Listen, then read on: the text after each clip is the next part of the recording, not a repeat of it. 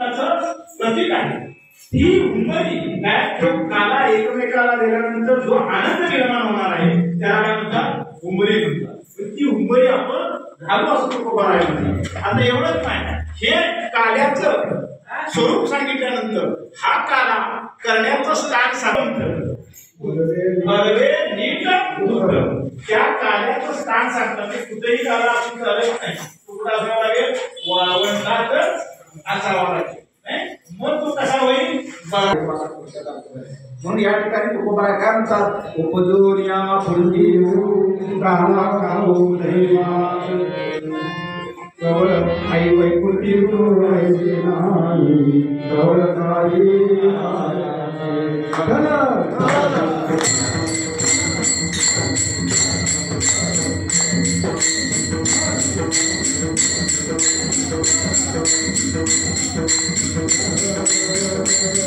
सुरू केलं काय? सुरू केलं आता काय संपत ना आता सुरू केलं काय? मग काय आपल्याजवळ वेळ फार कमी आहे। आपल्याजवळ वेळ फार कमी आहे कारण आपण जमायला वेळ झाला। त्याच्यामुळे आता 12 वाजता बरोबर पुष्पवृष्टी झाली पाहिजे आणि आता आपल्याजवळ वेळ किती उरलेला आहे? 1 तास। वाजले किती?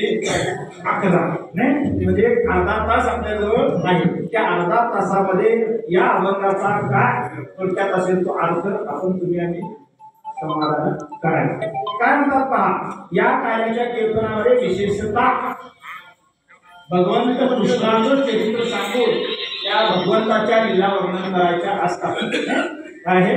भगवंत श्रीकृष्णाच्या लीला सांगायच्या असतात आणि वर्णन करायचे असतात। त्या आपण तुम्ही आणि सर्वांनी श्रवण करायचे असतात।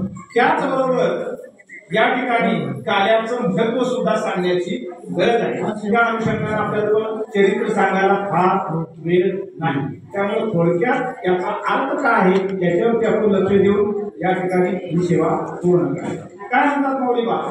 उपजोन या पुढती येऊ हो उपजोन या पुढती येऊ एक मिनिट लक्षात घ्या। काय म्हणतात? उपजोन या पुढती येऊ काला खाऊ असा येऊ त्याच्या हातात असतं। येऊ म्हणणाऱ्याच्या हातात असतं, हातात नसतं। कोणाच्या हातात असतं? येऊ म्हणणाऱ्याच्या। नाही तुम्हा मला येता येतं का यावं लागतं? कळते ना? तुम्हा मला यावं लागतं का येता येतं? यावं लागतं। तुम्हा मला स्वातंत्र्य नाही, संतांना स्वातंत्र्य नाही। तुम्ही आम्ही कोण आहोत? परतंत्र आहोत। आणि संत कुठे कसे होते? स्वातंत्र्यात होते। नाही स्वातंत्र्यात कशाकडे ना ते आमच्या वीरांनी जगात म्हणजे देशासाठी बलिदान दिलं ते स्वातंत्र्य वेगळं आणि हे स्वातंत्र्य वेगळं। स्वातंत्र्याचा अर्थ एकच आहे काय? इथं बलिदान वेगळं आहे, इथं बलिदान वेगळं आहे। पण स्वातंत्र्याचा अर्थ करण्याची गरज आहे। म्हणून इथं काय सांगतात पहिल्यांदा की येऊ म्हणतात। येऊ या शब्दानं त्यांच्या हातात जन्म आहे। कोणाच्या? संतांच्या हातात जन्म आहे। ते जेव्हा म्हणतील तेव्हा येऊ शकतात। तुम्हा मला मात्र यावंच लागतं आणि जाताना जावं लागतं। सांगत जातो का आपण?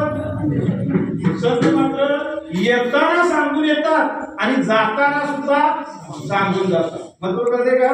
पण काय करतात? येताना सांगून येतात आणि जाताना सुद्धा सांगून जातात। नाही समजा ही नवी जन्म याद सामी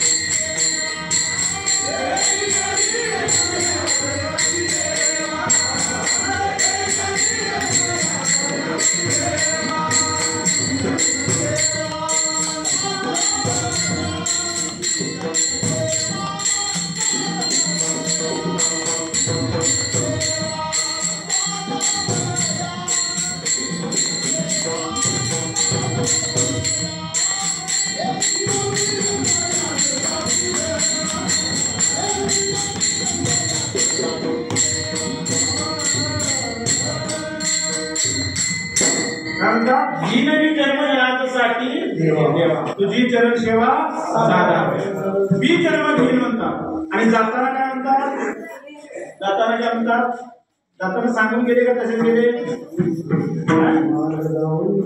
मार्ग जाताना काय म्हणाले आम्ही चालतो आमच्या गावात आम्ही जातो आमच्या गावा आमचा राम राम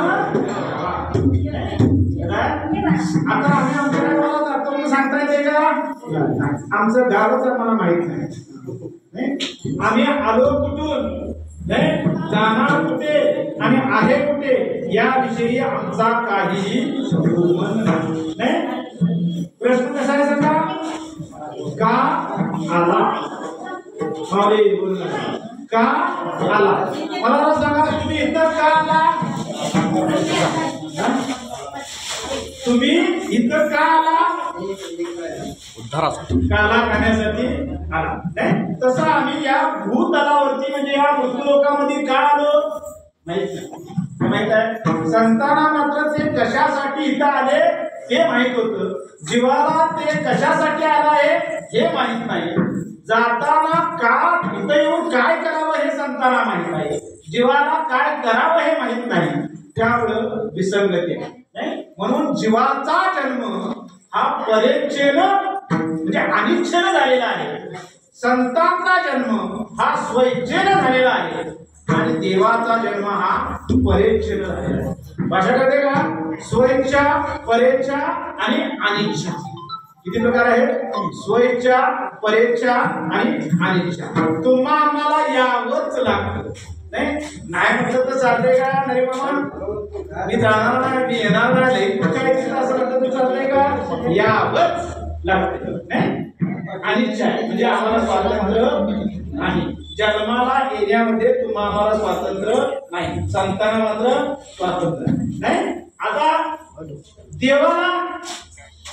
देवाला कोणतं प्रारब्ध आहे सांगा परीक्षा नाही देवाला स्वतःला काय मामा देवाला स्वतःला येता येत नाही देवाला स्वतःला येता येत नाही अर्थ नाही का कळते का देवाला स्वतः येता येत नाही संतांना स्वतः येता येतं जाता येतंय देवाला स्वतः येता येत नाही आणि जाताही येत नाही जीवाला सुद्धा जाताही येत नाही आणि येताही येत नाही स्वतः देवातनी जीवात थोडासा फरक आहे पण संतांनी जीवात मात्र फार मोठा फरक आहे म्हणून शरण कोणाला जावं संतांना शरण जाण्याची गरज आहे कारण त्या दोघांचं ऐक्य करण्याचं काम कोणाकडे आहे आता बघा का काय आलं तर माहित नाही कुठं जाणार आहे माहित नाही त्यामुळं देव जो आहे ना तो भक्तानं बोलवल्याशिवाय देवाला महाराज येता येत नाही यदा यदा हि धर्मस्य ग्लानिर्भवति भारत अभ्युत्थानं तदानीं सुजाम्यं करतात जेव्हा जेव्हा धर्माची घडी विस्कटते तेव्हा तेव्हा ती घडी बसवण्याकरिता इथं असणारे जे संत आहेत ते कोणाचा धावा करतात देवाचा धावा करतात नाही म्हणून देव केव्हा येतो भक्तानं धावा केल्यानंतर येतो त्याला तसं याची परवानगी नाही द्रौपदीनं जेव्हा कृष्णाचा धावा केला केव्हा गेला का आधीच गेला माहित होतं म्हणतात त्याला तो दुःशासन तो दुर्योधन तिच्या वस्त्राला हात घालणार आहे हे त्याला माहित होतं का नव्हतं गेला का गेला नाही कोण त्याची बहीण नाही माहित होतं की नाही पण गेला का सांगा केव्हा गेला परिवेश म्हणून सांगतो तुम्हाला अशा विधी आहेत बोलवल्याशिवाय जाऊ नये आणि अशी विधी आहे बोलवलं तरी जाऊ नये आणि अशी विधी आहे बोलवल्या नाही तरी जातात काय लोकांचं उलट आहे गावात एखाद्याला मुलगा व्हावा त्यानं 4-5 बकरी कापावी आणि बारशाला बोलवलं न बोलवलं तरी जावं का जाऊ नये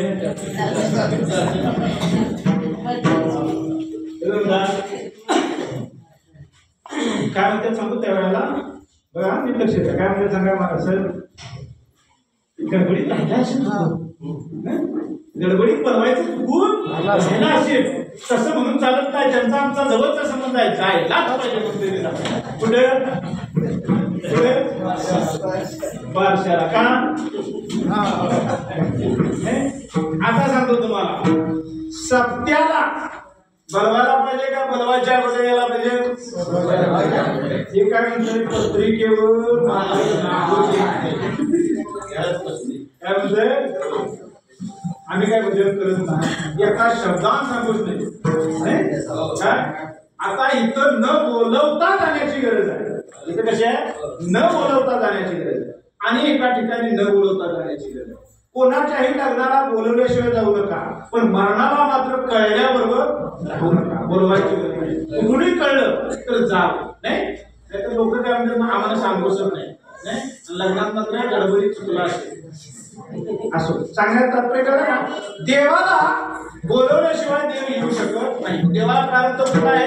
अनिच्छा, काय परीक्षा प्रारब्ध आहे. बोलवल्यानंतर देवाचं येणं आहे. जीवाला काय आहे? अनिच्छा प्रारब्ध आहे. त्याला मात्र आपल्या इच्छेला येता नाही. त्याचं जसं कर्म असतं त्या कर्मानुसार त्याला यावं लागतं आणि कर्म संपलं की जावं लागतं. इथं थांबतो म्हटला तरी थांबता येत नाही.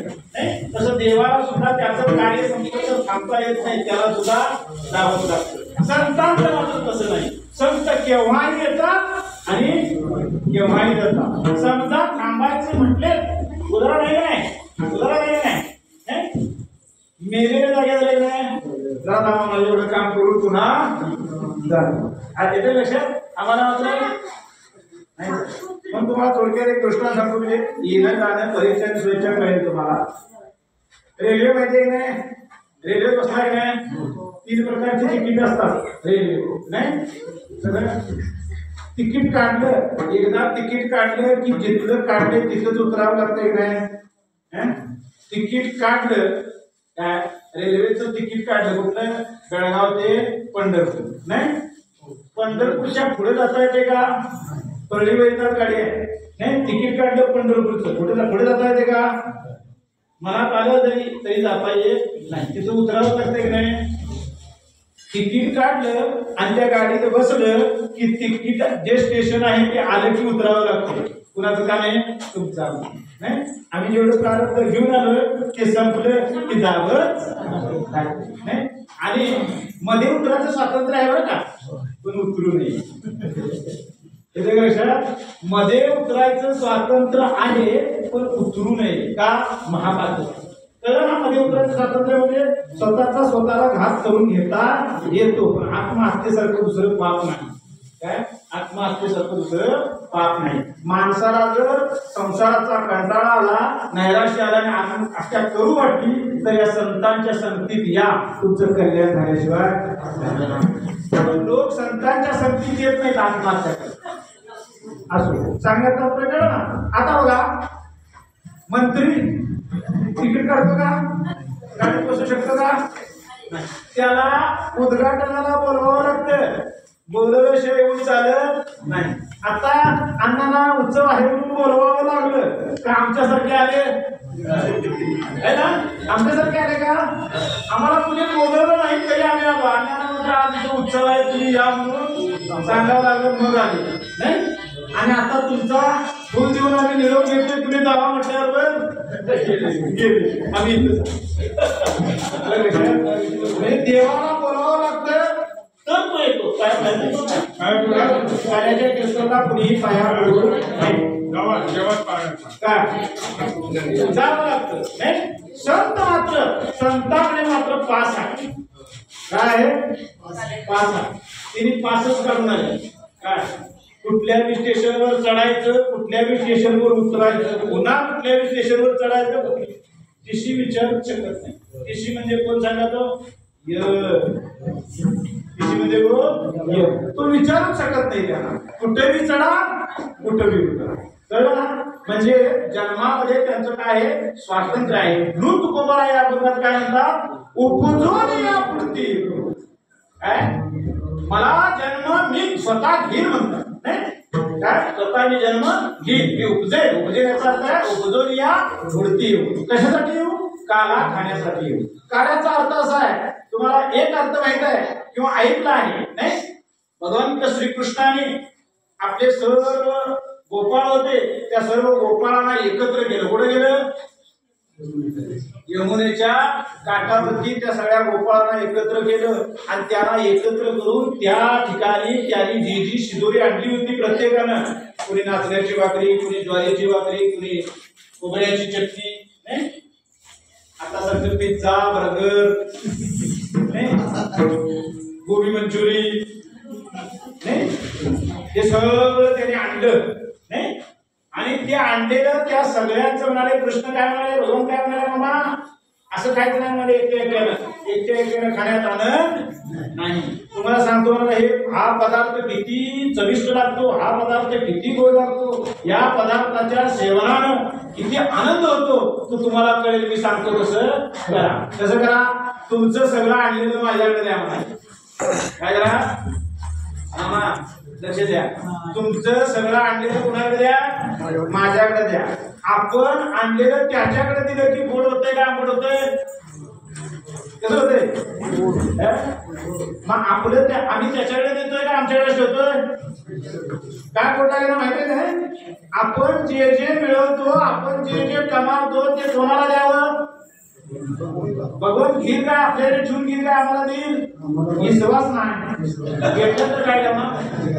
नाही का? नाही विश्वास नाही. मग भगवंताला काय म्हटलंय? आपण जे जे काही कमावतो, जे जे काही मिळवतो ते कोणाच्या स्वाधीन करावं? भगवंताच्या स्वाधीन करावं. म्हणजे त्याला अर्पण करावं. तो दिल्याशिवाय राहतच नाही हो. देणारा तोच आहे. रात्रीच विषय झालेला आहे. देणारा कोण आहे? तोच आहे. आणि तो आपल्याकडे ठेवून काय करेल? म्हणून त्याला सगळ्यांना तो सगळ्यांची शिदोरी गोळा केली आणि भगवंताच्या हातात दिली. भगवंताच्या हातात ती शिदोरी काय केली? त्याने मिक्स केली. त्याचा काय केला? सगळ्या शिदोऱ्या वेगवेगळ्या होत्या का एक होत्या? त्या वेगवेगळ्या असलेल्या काय केल्या? एक केल्या. आणि एक करून त्याचं सेवन केल्यानंतर जो आनंद प्राप्त झाला त्या एकत्र करण्यालाच काय म्हणतात? त्याच्या म्हणतात त्या एकत्र करण्यालाच काय म्हणतात? गाला. आणि तो गाला अविरतपणे भगवंत श्रीकृष्ण नेहमी काय करायचे? आपल्या त्या यमुनेच्या तीरावरती तो काला दररोज करून खायचे. काय करायचे? दररोज खायचे. आणि आपल्या त्या गोपाळांना सांगायचे, हे बघा चुकून कुणी जर त्या डोहात हात दुसीला तर चालणार नाही. मग काय करायचं? म्हणाले भंगणाला हात पुसायचा, पण डोहात हात धुवायचा नाही. असं काय हो? जर तुम्ही चुकून डोहात हात धुतला तर मासेहून देव येतील आणि तो काला खातील. स्वर्गीचे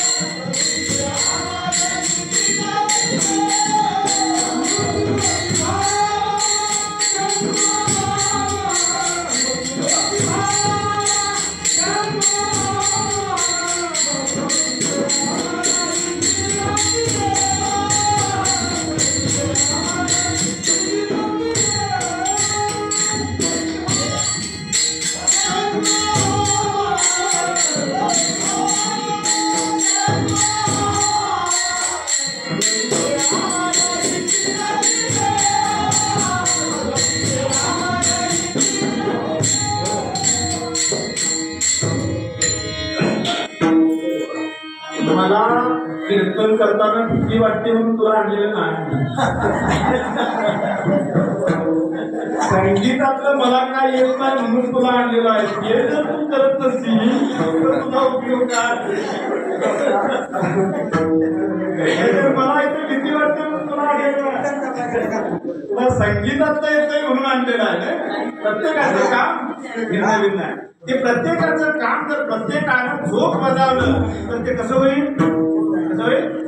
हा सोहळा चाललेला आहे. या सोहळ्यामध्ये प्रत्येकानं आपापल्या कृतीप्रमाणे जर आपलं कर्म केलं, आपल्या आपल्या कृतीप्रमाणे आपल्याला जे काही देता येईल ते दिलं तर हा सोहळा किती सुंदर होईल सांगा. एवढंच द्या तेवढंच द्या अशी काही मागणी नाही. हा सोहळा सुंदर होण्याकरता, हा उत्सव चांगला होण्याकरता प्रत्येकानं आपापल्या कृतीप्रमाणे आपापलं कार्य आणि आपापल्याला जेवढं देता येईल तेवढं देण्याचं काम करण्याची गरज आहे. मग तो सोहळा कसा होईल? नाही, काला करता असता भगवंताने तुम्ही वेदांत सांगा असं म्हटलं नाही. काला खायच्या वेळेला तुम्ही अमुक नमुन्याची भाकरी करून आणा असं म्हटलं नाही. तुझ्याकडे जे काय असेल ते नाही. तात्पर्य कळलं ना? आपला विषय असा आहे की डोंगराला पुसा म्हणाले. कुठे पुसा? डोंगराला पुसा. डोंगराला काय पुसा म्हणाले? या जागेला कोण दिसत नाही. कारण ते बाकीच्यांना माहिती नाही. मग म्हणाले देव जर आले चुकून तर जर तुम्ही हात जर डोहा धुतला तर तो काला खाण्याकरता देव काय करतील? स्वर्गीचे आमर इच्छितात की देवा मृत्यूलोकी व्हावा जन्मा. कशा करता हो? तर हा भगवंतानं केलेला काला खाण्याकरता ते जन्मेचे व्हावं. हा रूपक अर्थ झाला. पारमार्थिक अर्थ त्याचा वेगळा आहे. पण कसा आहे, वेळ कमी आहे आणि पारमार्थिक अर्थ सांगायला जरा दूर ठेवलं संधी मिळाली नाही का रे? तर तो काला खाण्याकरता देव इथं येतील आणि येण्याचं नियोजन देवांचं असतं. म्हणून तो काला तुम्ही खाऊ नका. खाला तर तो मनाला नाही आलं लक्षात. आता काय केलं? एकत्र केलं नाही. काय केलं? सगळ्यांचं असलेलं सगळं एकत्र केलं. त्याला काय म्हणतात? काला. आता दुसरा अर्थ तुम्हाला सांगतोय. जीव आणि ब्रह्म म्हणजे देव. जीव आणि देव वेगळे आहेत का एक आहेत? कसं वाटतं? आता विचार नाही, तू देव आहेस काय म्हणून विचारलं तर काय म्हणेल? काय डोकं बिकं फिरलंय का? तो देव कुणीकडं आणि मी कुणीकडं? तो देव कुणीकडं आणि मी कुणीकडं? नाही, देवाची शक्ती काय, देवाचं सामर्थ्य काय नाही, आणि माझं सामर्थ्य काय नाही. देवाची माझी एकता, देवाचं माझं समानता होईल का? होणं शक्य नाही असं काय वाटतंय? जीवाला वाटतं नाही. वाटणं साहजिक आहे नाही. वाटणं काय आहे? साहजिक आहे. पण वस्तुतः संत काय सांगतात? जीव आणि देव वेगळा नाही. काय नाही? जीव आणि देव वेगळा नाही. जीव स्वतःला देवापासून वेगळा समजतो. देव स्वतःला देवापासून वेगळा समजतो. नाहीतर जीव देव नाही असं नाही. जीवच देव आहे. जीवो ब्रह्मेव ना पराहा. काय श्लोक आहे? जीवो ब्रह्मेव ना पराहा. श्लोकादेन यदुक्तम ग्रंथ कोटभी जीवो ब्रह्मेव ना पराहा. देव आणि जीव एकच आहे हे सांगण्याकरता फार काही सांगायला लागतं असं म्हणत नाही. माऊली काय म्हणतात? भगवान काय म्हणतात की अर्ध्या श्लोकात सांगतो. जे अनेक ग्रंथांनी, अनेक तत्वज्ञानांनी, अनेक मोठमोठे ग्रंथ लिहून 4 वेदांनी जे एवढं सांगितलं ते अर्ध्या श्लोकात सांगतो म्हणाले. कोणता अर्धा श्लोक? जीवो ब्रह्मेव ना पराहा. जीव आणि ब्रह्म वेगळं नाही, जीवच देव आहे. आता तुम्हाला सांगतो, लक्षात घ्या. जीवाचं आणि देवाचं काय आहे? आता विरुद्धपणा आहे. जीव वेगळा आहे, देव वेगळा आहे. त्याला जीव का म्हणतात, त्याला देव का म्हणतात, ही त्यांची त्यांची वेगवेगळी कारण आहे नाही. जीव का म्हणतात? तो जीव का म्हणतात? जीवाच्या ठिकाणी पंचक्लेश आहे. जीवाच्या ठिकाणी पंचक्लेश आहे. जीव नाना आहे नाही. जीव परिच्छिन्न आहे नाही. जीव भेदयुक्त आहे नाही. कळते का? कसं आहे? जीव अनंत भेदानं भरलेला आहे. त्यामुळे जीवाचं आणि ब्रह्मामध्ये काय आहे, भेद वाटतो. जीव वेगळा आणि देव वेगळा असं वाटतं. पण वस्तुतः ते जे पंचक्लेश आहे, ते जे नानात्व आहे, ते जे परिच्छिन्नता आहे, त्या परिच्छिन्नता का आहे, जीवाच्या ठिकाणी पंचक्लेश का आहे, याची जर समजूत करून घेतली, हे जर ओळखलं तर आपण आणि देव याच्यात फरक नाही. कोण वेळ कोणाला आहे, वेळ नाही. कशाला वेळ नाही महाराज, परमार्थ कळवून घ्यायला आपल्याजवळ वेळ नाही. वर्षातनं एकदा तिथी, काय आठवड्याला एकदा तिथी, आणि प्रपंच वर्षभर काय प्रपंच, आणि परमार्थाची तिथी मात्र वर्षातनं एकदा, ती 1.5 दिवस, पण ती सुद्धा उपस्थित. म्हणजे परमार्थ करायला आम्हाला वेळच नाही. म्हणजे भगवंतामध्ये आपल्यामध्ये असलेलं जे अंतर आहे, जो फरक आहे, तो फरक कळवून घेण्यामध्ये आपल्याला इंग्रजीमध्ये इंटरेस्टच नाही. काय आहे नाही. मग काय सांगतात, जीवाच्या ठिकाणी किती क्लेश आहेत, 5 क्लेश आहेत. कोणकोणते,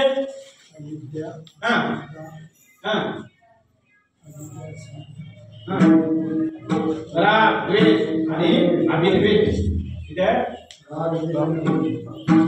अविद्या, अस्मिता, राग, द्वेष आणि अभिनिवेश असे जीवाच्या ठिकाणी किती क्लेश आहेत, 5 प्रकारचे क्लेश आहेत. आता सर अविद्या म्हणजे काय, अविद्या शब्दाचा अर्थ सांगतो. अविद्या, जी विद्या नाही ती विद्या. म्हणजे तुम्हाला माहितीच आहे नाही, विद्या म्हणजे काय, ज्ञान. आता ज्ञान म्हणजे काय, म्हणजे प्रश्न निर्माण होत असतात. ज्याला आपण ज्ञान समजतो ते अज्ञान आहे, आणि जे ज्ञान आहे ते केवळ संतानाच आहे. ते ज्ञान पैगा भरवे, जरी मनी अति आणावे, तरी संता या भरावे सर्व. ज्ञान तुम्हा मला कळणार नाही. ज्ञान कशाला म्हणावं, कोणाला म्हणावं, हे कोणाला माहिती आहे, संतानाच माहिती आहे. आम्ही ज्याला ज्ञान समजतो ते अज्ञान आहे, हे अज्ञान आहे. म्हणून जीवाच्या ठिकाणी अविद्या हा क्लेश आहे. नित्याला अनित्य समजणे, बोलणं नंतर करायचे, नित्याला अनित्य समजणे, दुःख रूपाला सुखरूप समजणे, आणि नित्याला मलिन जे आहे त्याला शुद्ध समजणे.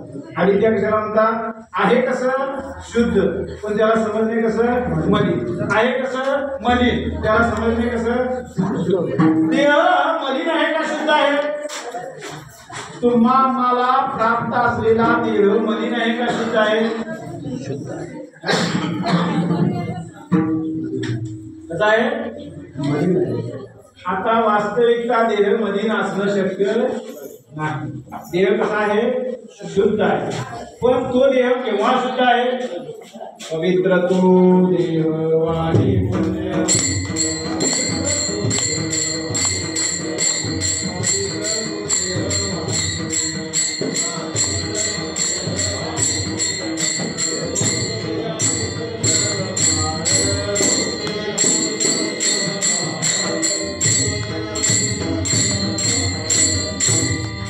केव्हा शुद्ध आहे, पवित्र तो देह वाणी पुण्यवंत, जो वदे अच्युत सर्व.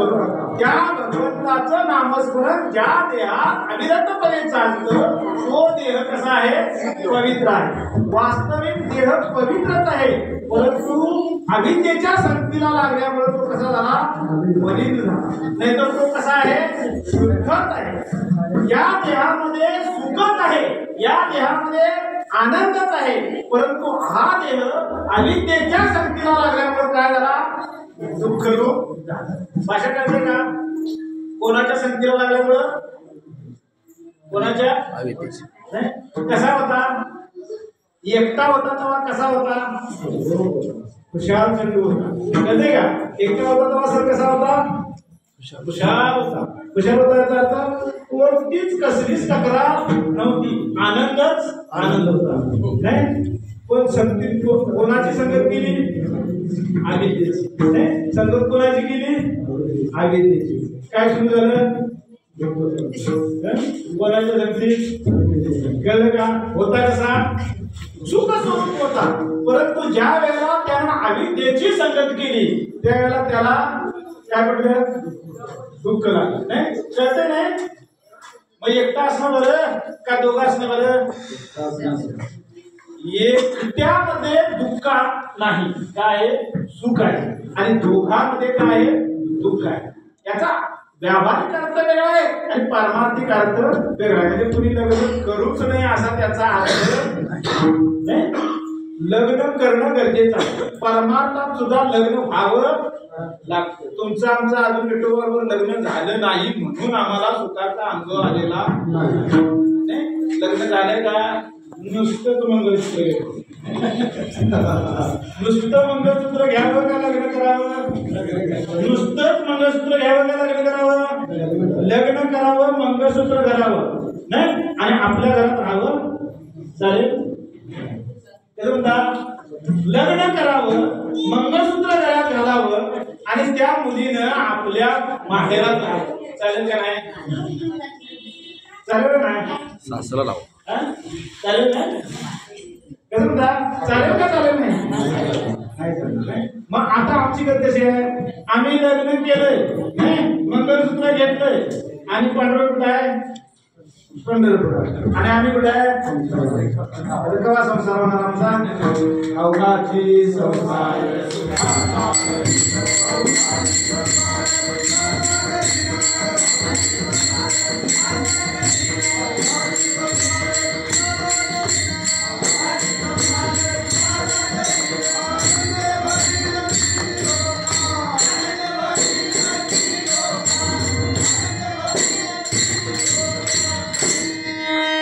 ज्याच्याशी लग्न केलं त्याच्या सोबत संसार करणं गरजेचं आहे. त्याच्या सोबत राहणं गरजेचं आहे, तर संसार सुखाचा होईल. मग आम्ही लग्न केलंय त्याच्याबरोबर त्याच्याशी संसार करत नाही, त्याच्यासोबत राहत नाही, सुख कसं प्राप्त होईल? होणं शक्य नाही. जर तर हा व्यवहार करतो ना, आता यापेक्षा व्यवहार काय वेगळा आहे का? परमात्मा म्हणून त्या परमात्म्याशी तुमचं आमचं देवाचं आणि देवाचं ऐक्य होणे म्हणजे काला. त्याला काला म्हणतात? ऐक्य होण्याला काला म्हणतात. भगवंताची किमया अशी आहे मला काय की जवळ करण्याकरता काय खोटं बोलावं लागतं, पण कशासाठी? खरं बोलण्यासाठी, खरं सांगण्यासाठी. खोटं बोलावं कशासाठी? आणि आमचं कसं आहे? आम्ही खोटं बोलतो खऱ्यासाठी का खोट्यासाठी? आमचं खरं बोलणं सुद्धा खोट्यासाठी आहे आणि खोटं बोलणं सुद्धा खोट्यासाठी. भगवंताचं आणि संतांचं तसं नाही. संत खोटं बोलतात पण कशासाठी? खऱ्यासाठी. येतं लक्षात? नाही, संत खोटं बोलतात पण कशासाठी? खऱ्यासाठी. आता जो तुम्हाला मगाशी काला सांगितला, जो तुम्ही आम्ही काला करतो आहोत, हे तुम्हाला मला एकत्र करण्यासाठी सांगितलं. हा काला म्हणजे अंतिम काला नाही. या काल्यानं तुम्हा आमच्या ठिकाणी असणारं जन्ममरणाचं दुःख संपणार नाही. त्या परमात्म्याचं तुमचं ऐक्य म्हणजे परमात्म्याचं आणि आमचं ऐक्य होण्यानं म्हणजे तुम्हा आम्हाला जीव ब्रह्मैक्य ज्ञानानंतर मुक्ती आहे.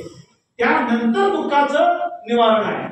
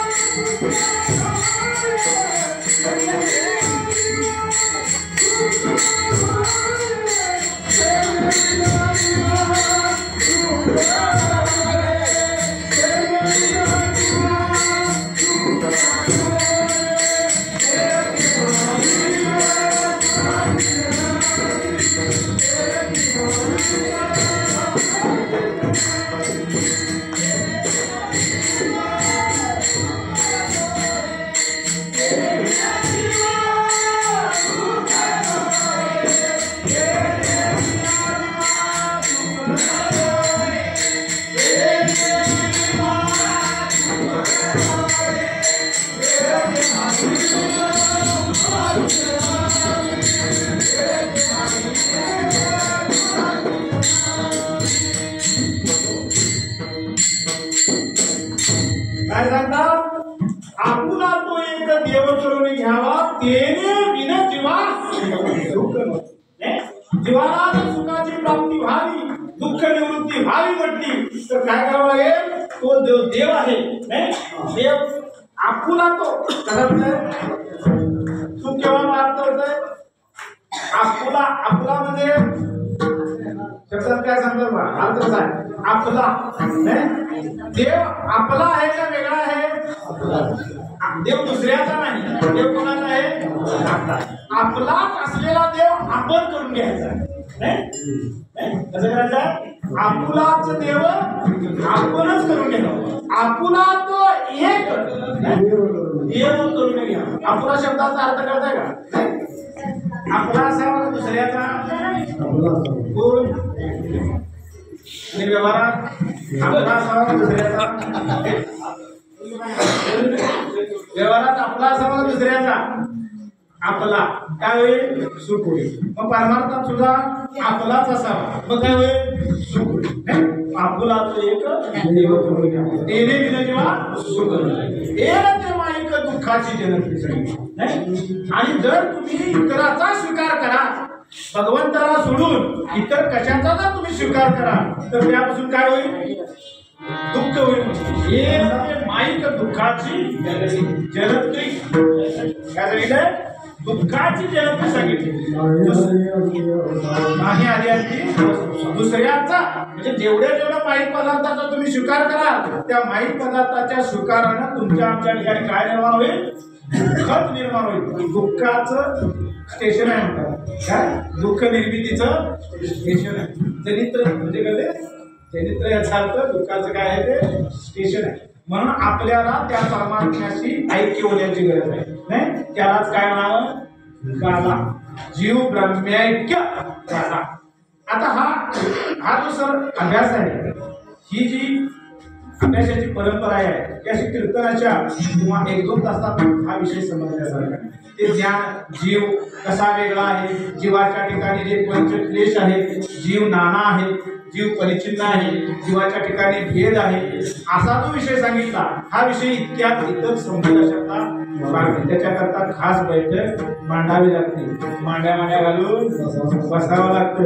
मग कुठं कळतं. आम्हाला कसं आहे? जाता जाता पाहिजे. नाही जाता जाता मिळलं पाहिजे. जसं कोण सांगतो तुम्हाला? जी परिस्थिती किंवा जेव्हा एखाद्याच्या ठिकाणी ती जी सुंदरता, ते जे ऐश्वर्य, तो जो लौकिक नाही ते जे वैभव दिसतं ना, त्याच्या पाठीमागे संघर्ष फार होता. त्याच्या पाठीमागे त्याची साधना फार मोठी असते. नाहीतर आम्हाला कसं दिसतं? एखादा मंत्री जर मोठा झाला तर त्याच्या ठिकाणी भरपूर संपत्ती दिसते. आम्हाला काय वाटतंय? त्याचं जीवन फार सुंदर आहे. नाही एखादा कलाकार जर भेटला चित्रपटातला तर तो कसा दिसतोय? ती दुनिया कशी आहे? चंदेरी सुवर्ण अशी दुनिया आहे. पण त्यांच्या पाठीमागं त्या पदापर्यंत पोहोचण्याकरता, त्या वैभवापर्यंत जाऊन पोहोचण्याकरता त्यांच्या जीवनामध्ये त्यांनी फार मोठा काय केलेला आहे? संघर्ष केलेला आहे. नाही साधना केलेली आहे. त्यावेळेला ते प्राप्त झाले. मग व्यवहारातली प्राप्ती होत असताना, व्यवहारातली प्राप्ती करून घेत असताना जर संघर्ष करावा लागत असेल नाही तर परमार्थातली प्राप्ती करून घेत असताना संघर्ष करायला पाहिजे का नको? म्हणता महाराज. ठीक आहे ना. आमचं म्हणणं कसं आहे सांगा? देव ऐता मिळाला. मग तुकोबाला एक वेळेला म्हणाले नाही देव घ्या कुणी, देव घ्या कुणी, आयता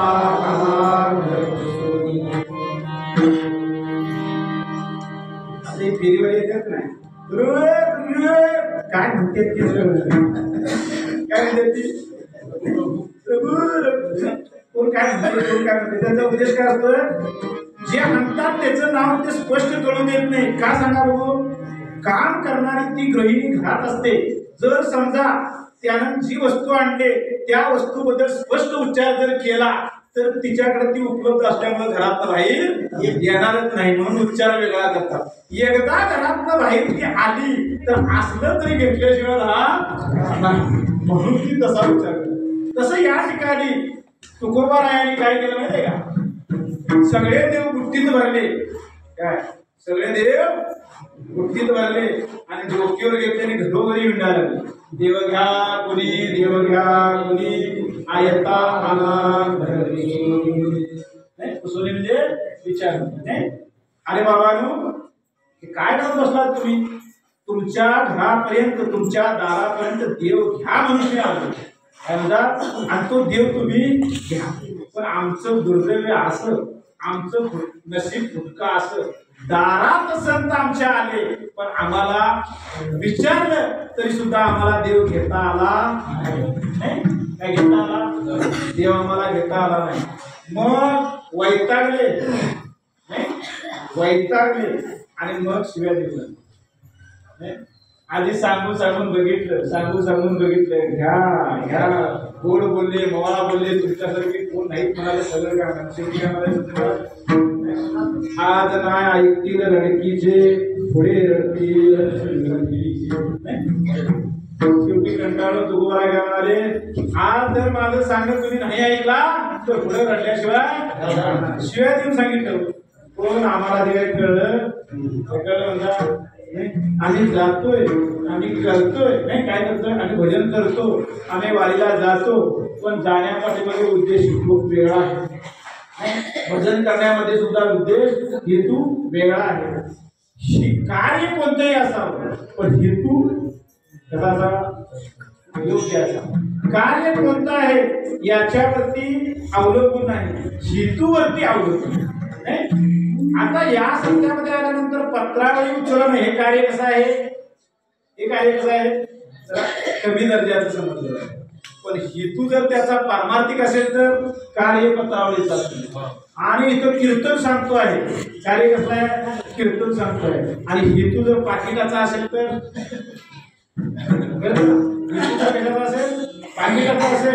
चालत नाही. म्हणून परमार्थ करत असताना तुमचं कार्य कोणतंही असू दे, तुम्ही कोणत्याही स्थितीत असा, कोणत्याही ठिकाणी असा, कोणत्याही जातीचे असा, कोणत्याही धर्माचे असा, कोणत्याही पंथाचे असा, मात्र तुमचा हेतू मात्र कसा असला पाहिजे? चांगला असण्याची गरज आहे. तुमचा हेतू मात्र स्पष्ट असण्याची गरज आहे. ज्या वेळेला तुमचा हेतू स्पष्ट असतो त्यावेळेला त्या हेतूनच साधक जे एकत्र येतं आणि आपल्याला त्या स्थितीपर्यंत जाऊन पोहोचतात. तुम्हाला सांगा, आता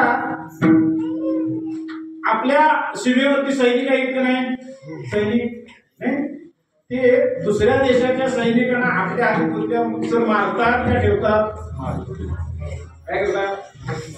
मारतात ना. मारल्यानंतर त्यांना बक्षीस आहे, त्यांचा सत्कार आहे का त्यांना जेला टाकलं जाते? आणि इकडे एखाद्याने समजा एखाद्याला मारलं तर त्याचा सत्कार आहे का त्याला जेला टाकलं जाते? दोघांची क्रिया कशी आहे? दोघांची क्रिया मारणे ही आहे. दोघांनीही एका दुसऱ्याचा खून केलेला आहे, वध केलेला आहे. पण एकाला वध म्हटलं जातं आणि एकाला खून म्हटलं जातं.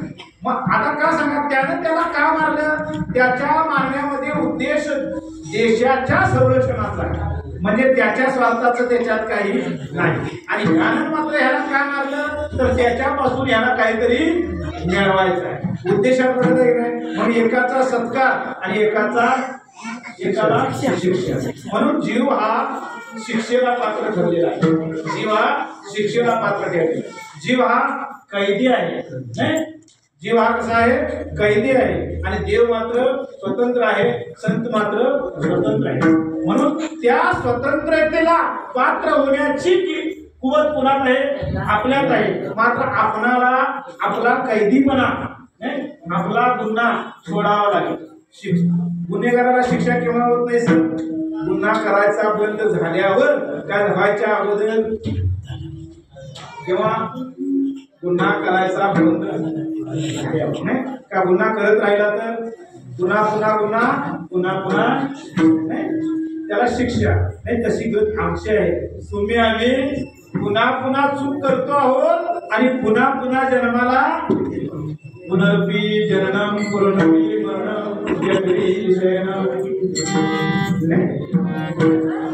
उपजेते नासे नासे ते दिशे एक विकार यंत्र जैसे परिभ्रमेगा.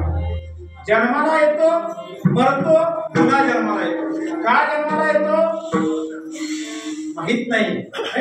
आणि इथे येतो दुःख बघतो का दुःख बघतो माहित नाही पुन्हा म्हणजे ही आमची फजिती सारखी सारखी चालते म्हणून आपल्याला ही जर फजिती करून घ्यायची नसेल तर आपल्याला त्या परमात्म्याशी काय व्हावं लागेल ऐक्य व्हावं लागेल त्या परमात्म्याशी एकरूप व्हावं लागेल आणि त्या परमात्म्याशी एकरूप होण्याकरता आजचा हा जो काल्याचा विधी इथं ठेवलेला आहे त्या काल्याच्या विधीतून जीव ब्रह्मैक्य काला आपल्याकडून घडून देण्याची गरज आहे आणि त्या कार्यानं आपल्याला काय होतं की त्या परमात्म्य स्वरूपामध्ये लीन होता येते म्हणून या ठिकाणी या सेवेच्या माध्यमातून थोड्या बहुत पैशानं मिळालेल्या अल्प अवधीमध्ये आपण अर्ज करण्याचा प्रयत्न केला यानंतर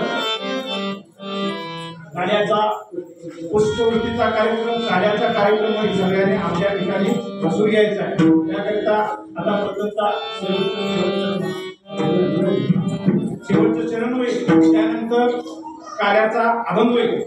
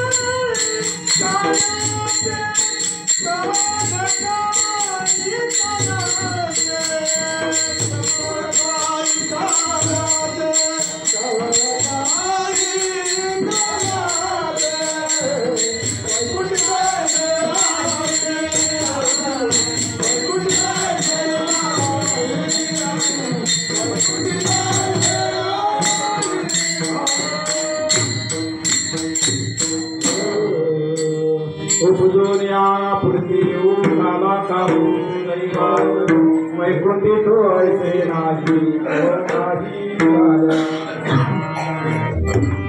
एकमेका देऊ मुक्ती सुखे घालू अंबरी वैकुंठी तो ऐसे नाही कवळ काही कायाची तुका म्हणे वाळवंट तुका म्हणे वाळवंट बरे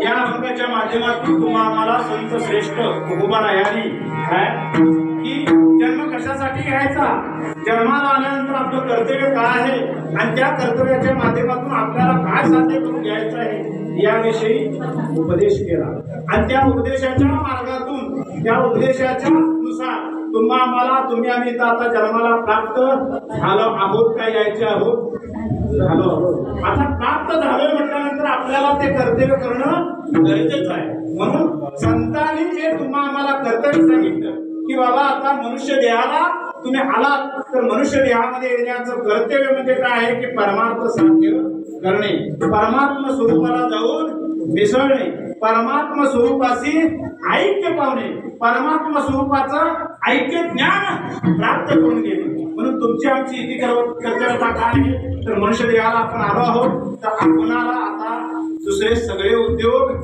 बाजूला ठेवून सोडून नव्हे बरं का, दुसरे सगळे उद्योग सोडून नव्हे बाजूला ठेवून नाही। आमचं कसं मत आहे सांगा,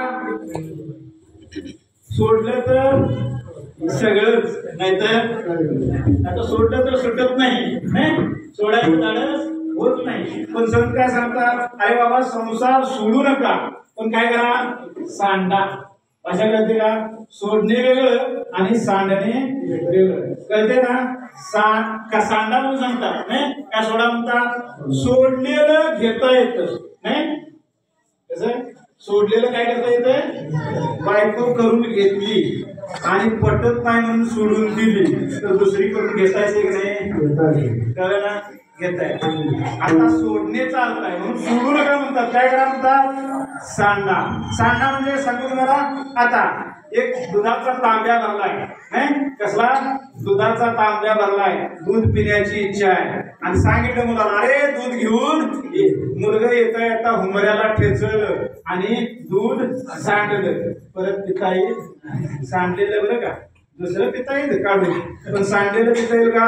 म्हणून संतांनी काय सांगितलंय, संसार तुम्ही सांडा आणि परमार्थ करा। का सांडला तर पुन्हा घेता येत नाही, सोडला तर पुन्हा घेता येतो, म्हणून कुणी संसार सोडू नका पण सांडल्याशिवाय सांडण्याचा अर्थ कळला ना।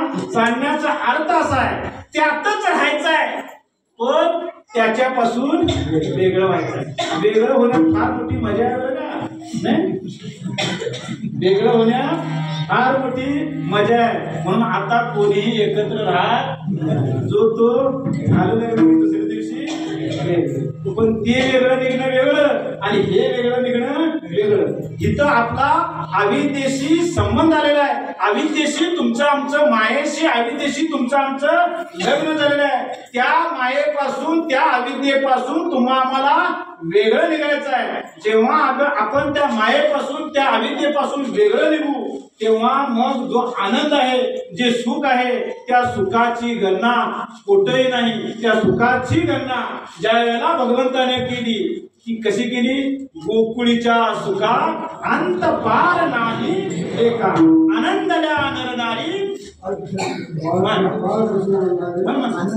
थोडक्यात मग एकच गोकुळच्या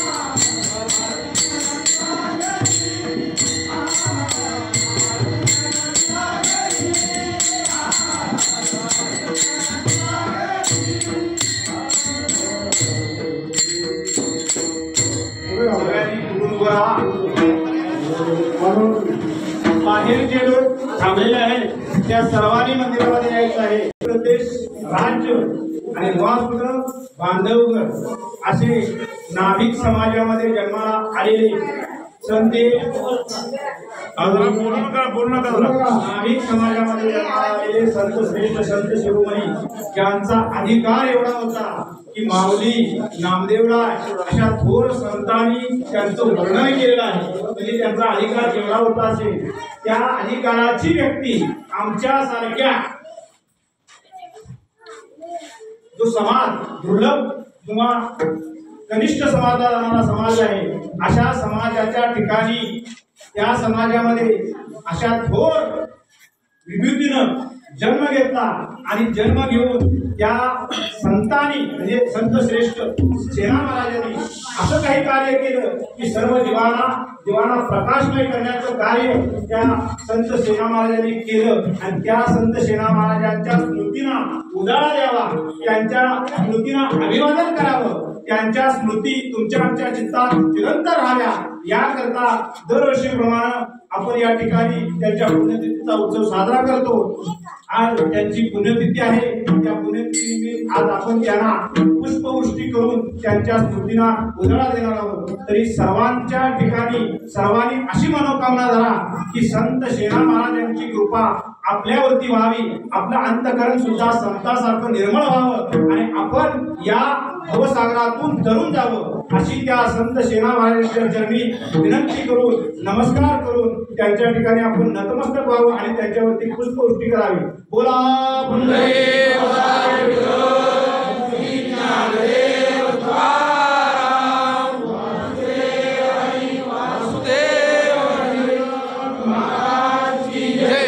श्री संत सेना महाराज की जय. जगद्गुरु तुकाराम महाराज की जय.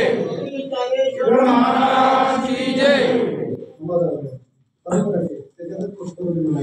महाराज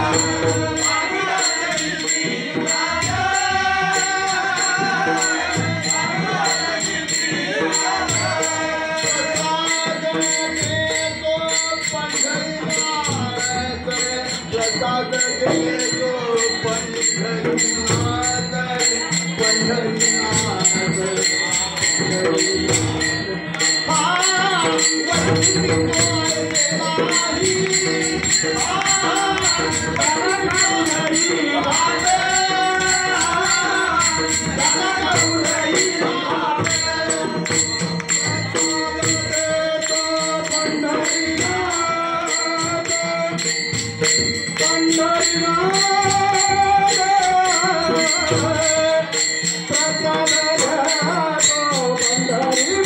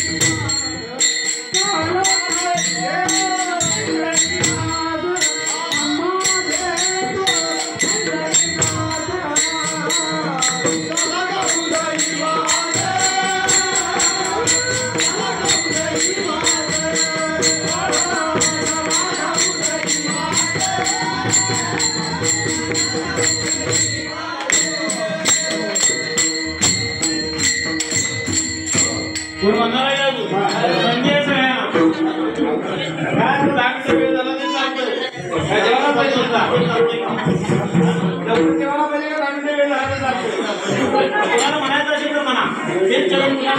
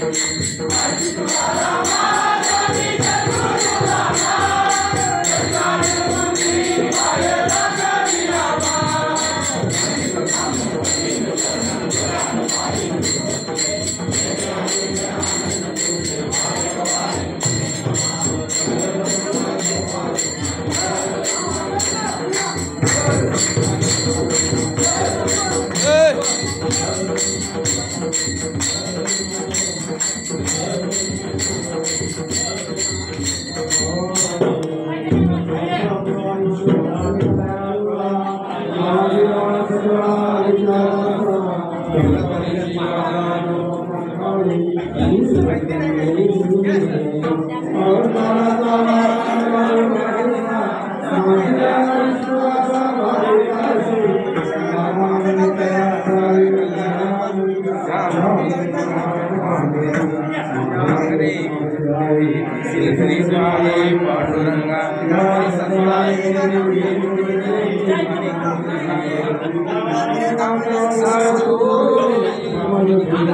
सावकाश सावकाश